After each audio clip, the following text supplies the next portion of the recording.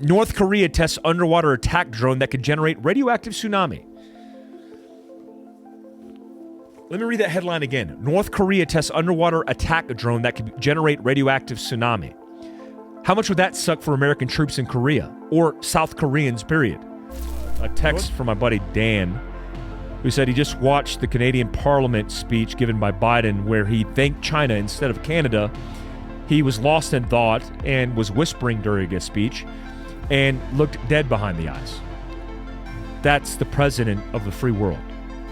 That's the president of the most powerful country in the entire world. President Biden.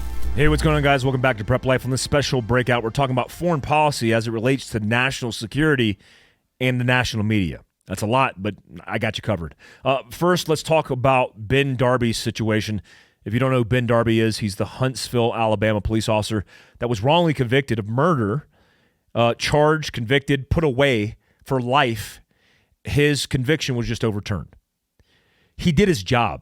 He used the use of force policy, executed it flawlessly, saving two officers' lives potentially, but he got put in prison because of woke politics.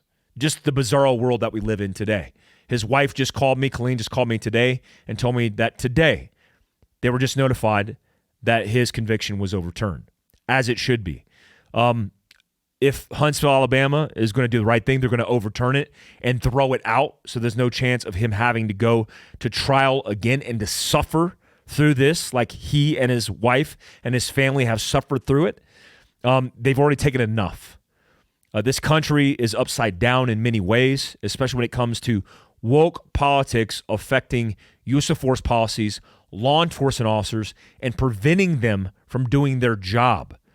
I wouldn't blame a law enforcement officer for not doing their job and being afraid of doing your job and being thrown in prison for the rest of your life for doing that job. Can you blame men and women who are leaving the job in troves as these woke politicians are begging for law enforcement to come back after they campaign to defund them across the country in these woke metropolitan cities?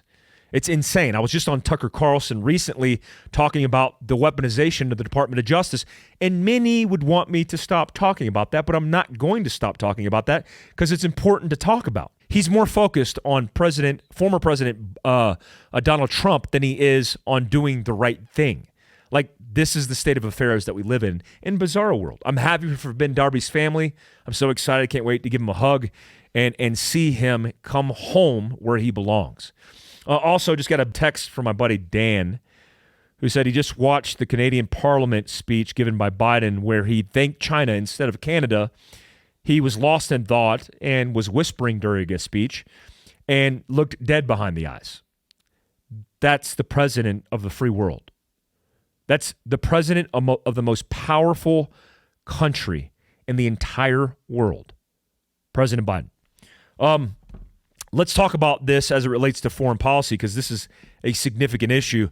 When we look at the headline news, you should understand, you probably already know this, but I'll continue to inform you, most of your national media is owned and operated by the parent company. And the parent company is likely owned and operated by a large entity, including a capital investor or investors. So like CNN, for example, is owned by China. They also would never criticize the president of the United States. In fact, headline on their website, www.cnn.com, is Trump. That's headline news. With all the important things that are going on in the world right now as it pertains to national security in this country, Trump's number one. Let's go to something that's more important. NPR says U.S. and militias linked to Iran trade airstrikes in Syria. If you didn't hear about it, it's likely because the national media that you're watching doesn't care about it. A U.S. contractor was killed in Syria, as well as another contractor injured, and 5 American service members injured overseas by an Iranian-made drone. Now, Lloyd Austin says, we're not going to take this. We're going to strike back, and they did strike back, hitting multiple targets, but we should have probably did that in the first place. At the same time this is being reported, Fox News is reporting this alliance that's being built between Saudi Arabia, Syria, and Iran. Guess who's leading this alliance? China. So China right now is talking about supporting militarily, helping to reinforce Russia's position by providing lethal support. At the same time, Iran is planning to launch Iranian drone facilities to produce drones that are going to help the war in Ukraine because we are fighting a proxy world war. This is already World War III. We're in it. This is a proxy war. Now, the problem with proxy wars, just like the Korean War, is they cost tens of thousands of lives, sometimes millions. In World War II, that was a world war, a world campaign. We didn't call it a proxy war. We just called it a world war because we were all invested. We were all involved. You know who was an ally? China. I just talked about that in the last Prep Life. They lost, in estimates, 14 to 20 million people. Belarus, Ukraine, Russia were also allies. You know who wasn't an ally? Italy, Japan, Germany. But what happened after then? We lost contact. We had other priorities. We got involved in a Cold War and campaign against communism, and for good reason. But now we live in a world where not having world diplomatic positions, relationships, understanding is a problem for our national security, not only outside of our borders, but within our borders. Because right now, if China is brokering a deal between Saudi Arabia and Syria, with Iran involved with that, let me read this headline. Several sources close to the matter told Reuters that talks between Riyadh and Damascus, that's Saudi Arabia and Syria, gathered momentum in the weeks after Saudi Arabia and Iran agreed to reestablish diplomatic ties. So we have Saudi Arabia and Iran cooperating now together via China. And now they're bringing Syria back in the fold. If you didn't know, they were pushed out because earlier this month, Saudi's foreign minister, Prince Faisal bin Farhan al Saud, said resuming talks with Assad could potentially lead to Syria being readmitted to the 22-member Arab League. Why would that be in their best interest? Well, it would be in their best interest because big America, big ugly America, is the enemy of all of them. That's why. I mean, I am somebody who fought in a personal position in my duties and responsibilities in a proxy war against Iran. We targeted Shia bad guys, including Muqtada al-Sadr's Iran-backed militia in Sadr City. Big shout out to Team Rock, whose tanks and Bradleys sucked up all the EFPs, these advanced improvised explosive devices that were ripping through vehicles like butter, killing our guys.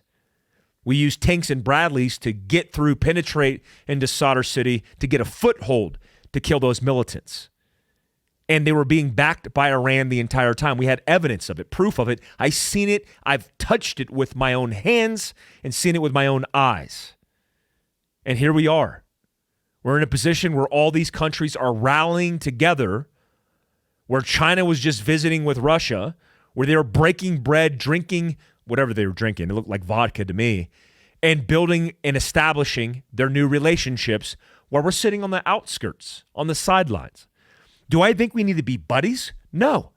President Trump went to the border of North Korea and met with Kim Jong-un. When I look at that, I go, man, that is what a president should be doing. Not kissing ass, standing in a position of strength, but having these conversations so that we don't end in a full-scale war with the rest of the world. Because that is a potential forecast of what this looks like. What happened if all these countries like North Korea, Syria, Iran, Saudi Arabia, oh, by the way, who do you think the September 11th attackers were from? Where do you think they were from? They weren't from Mosul, Iraq. They weren't from Kandahar, Afghanistan. They were from Saudi Arabia.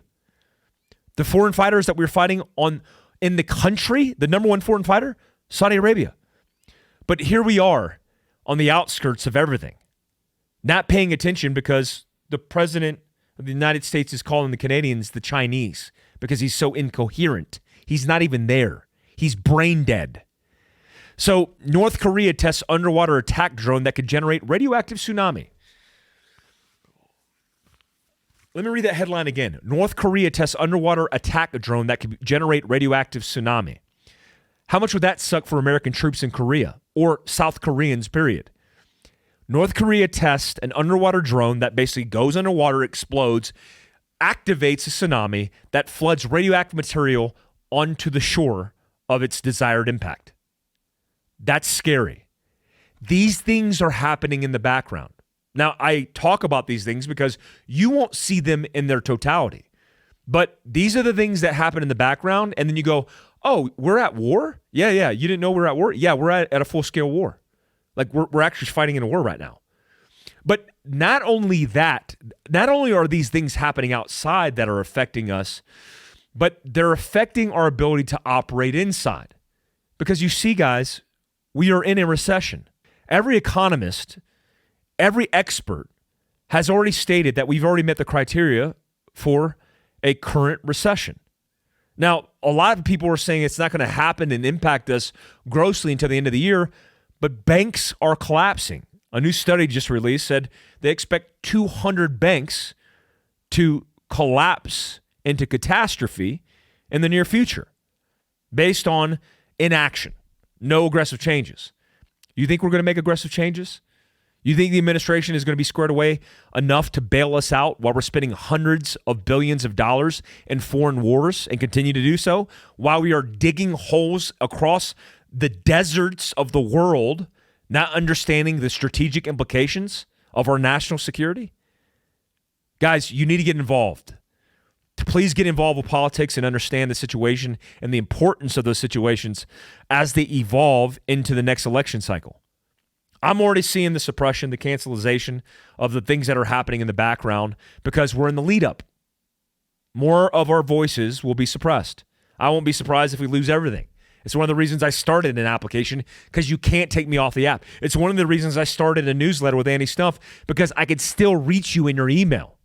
It's hard to do that on a social media platform that's going to be woke, that's going to support whoever the politician is they want to support, likely on the left if it's social media, and then going to suppress and cancel the voice on the right that they don't agree with. I just talked about this on Tucker Carlson's show about the radicalization and weaponization of the Department of Justice. It's happening. I mean, they called me a militia violent extremist organization, American Contingency, a community-based group. Why? Because they're in fear. They're scared of what they can't control. More control, more tyranny is the bottom line. You need to be prepared, and you need to be involved in politics. You need to understand at a baseline of what's going on in the world. Don't exist in your echo chamber.